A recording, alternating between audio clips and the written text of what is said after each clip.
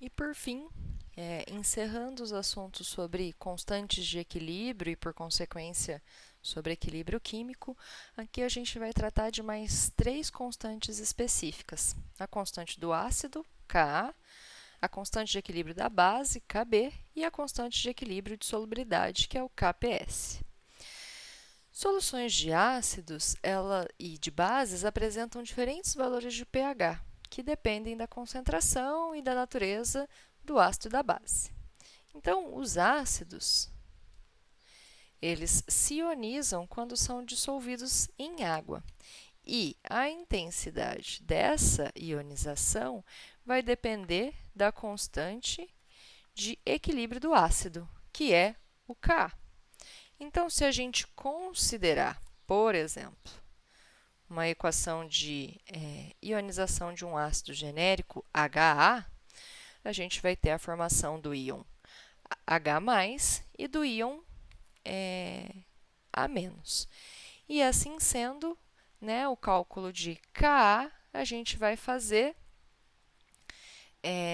considerando a concentração dos produtos, H+ e A-, dividido pela concentração dos reagentes, que seria o HA. Já no caso das bases, as bases elas podem se ionizar ou se dissociar quando dissolvidas em água. Se a gente tiver bases formadas por elementos não metálicos, então a gente vai ter um processo de ionização parcial dessa base. E a intensidade dessa ionização vai depender da constante de equilíbrio da base. Da mesma forma, se a gente considerar uma expressão genérica de ionização de uma base de um elemento não metálico, nós vamos ter aqui a formação do íon B+ e do íon H-. E assim sendo, a gente pode fazer o cálculo de Kb de acordo com essa expressão, considerando as concentrações dos reagentes e a concentração dos produtos. Lembrando, né, é importante a gente destacar nesse momento que quanto maior for o valor de Ka e de Kb, mais fortes serão, respectivamente, esses ácidos e bases, porque isso significa que, se o valor de Ka é alto ou se o valor de Kb é alto, a gente tem uma alta ionização desse ácido e dessa base. Então, eles vão ser mais fortes. No caso de bases que sejam formadas por elementos metálicos, aí a gente vai ter uma reação de dissociação e não ionização. E nesse caso, ela vai ser relacionada à constante do produto de solubilidade da base, que é o Kps. Então, quando a gente fala de Kps, a gente está falando de um outro tipo de equilíbrio em solução, que é o equilíbrio de dissolução e precipitação de substâncias pouco solúveis.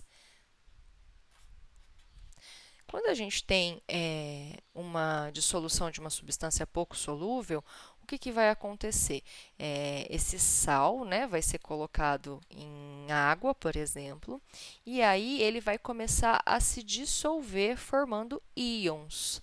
Mas, a partir do momento que esses íons começam a ser formados, eles também vão reagir entre si para formar o sal, que vai se precipitar, até que vai ser atingido um equilíbrio químico e a rapidez da dissolução é igual à rapidez da precipitação.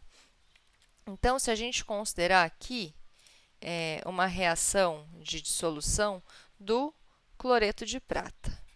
Então, a gente tem cloreto de prata sólido, formando o íon prata e o íon cloreto, certo?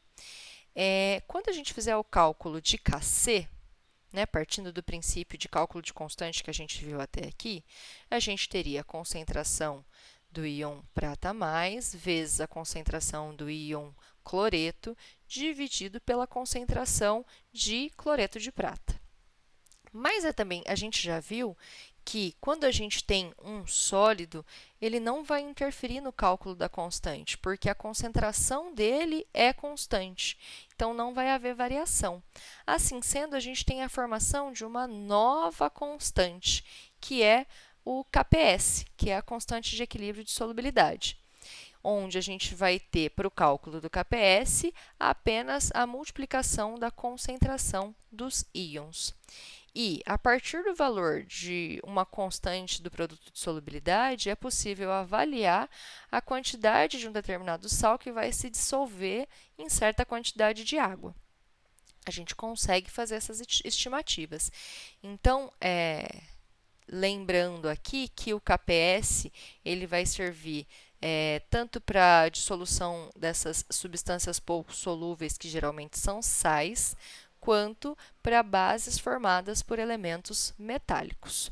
Quando a gente tiver uma base formada por elemento não metálico, então a gente vai usar a constante Kb, e no caso de ionização de ácidos, a gente vai usar a constante Ka, mas sempre partindo de um mesmo princípio de cálculo da constante. E destaco mais uma vez, quanto maior o valor de Ka, mais forte é esse ácido. Quanto maior o valor de Kb, mais forte é essa base. Aqui a gente encerra os vídeos sobre equilíbrio químico e a gente se encontra numa próxima.